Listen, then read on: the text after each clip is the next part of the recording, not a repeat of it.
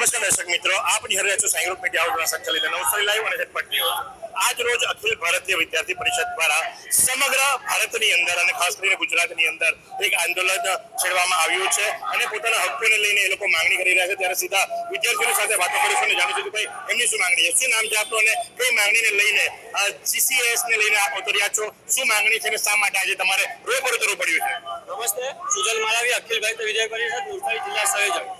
आज जो आप जानिए छे जिकास पोर्टल जे विद्यार्थियों माटे बनावेलुं पोर्टल जे विद्यार्थियों समस्या न थाय अवगणना न पड़े ए माटे जे पोर्टल चालू करवामां आव्युं छे। पण आज समग्र गुजरातनी अंदर दरेक खूणे खूणे जे विद्यार्थियों भणी रह्या छे ते विद्यार्थियों जे पोर्ટલના લીધે મુશ્કેલીમાં પડી રહ્યા છે। કેટલાક વિદ્યાર્થીઓને એડમિશન નથી થતા, પોર્ટલમાં એરર આવે છે।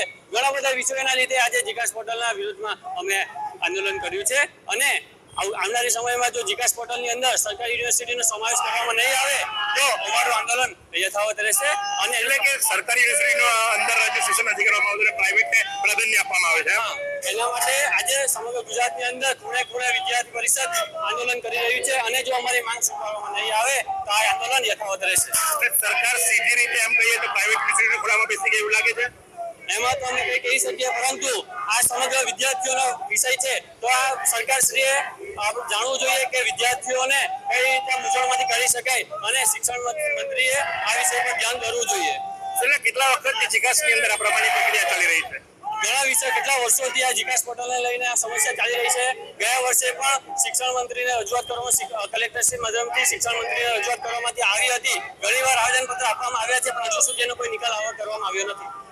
આપ જો એ પ્રમાણે કે પ્રતિ વર્ષ આ જ વસ્તુ થાય છે કે વિદ્યાર્થીઓને જ્યારે એડમિશનની બાબત આવતી હોય તો ત્યારે જીકાસ જે ખરું એ એકત્રીકરણ નથી કરતું, જેના કારણે લઈને પ્રાઇવેટ યુનિવર્સિટી જે કરીને સીધો ફાયદો થાય છે અને સરકારી કોલેજો જે ખરા એની સી દેખાડી રહી છે અને જેને લઈ અને અખિલ ભારતીય વિદ્યાર્થી પરિષદ જે ખરું છે આજે જીકાસ પોર્ટલની જટિલ પ્રક્રિયાઓ અને અનિશ્ચિતતાઓની સામે પ્રદેશવ્યાપી વિરોધ પ્રદર્શન કરી રહ્યું છે।